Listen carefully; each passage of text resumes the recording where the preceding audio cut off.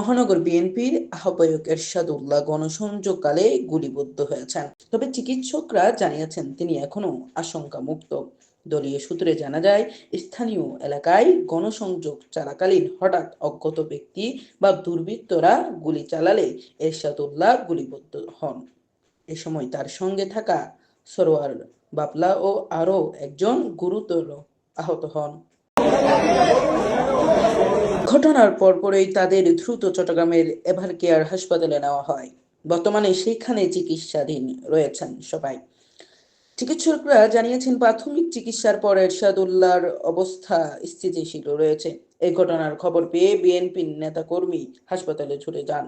তারা এই হামলার তীব্র নিন্দা জানিয়েছে, দ্রুত দোষীদের গ্রেপ্তারের দাবি জানিয়েছেন। আইন শৃঙ্খলা রক্ষাকারী বাহিনী ঘটনাস্থল পরিদর্শন করেছে এবং হামলাকারীদের শনাক্ত তদন্ত শুরু করেছে বলে জানা গিয়েছে। সূত্র দলীয় নেতাকর্মী ও হাসপাতালের কর্তৃপক্ষ।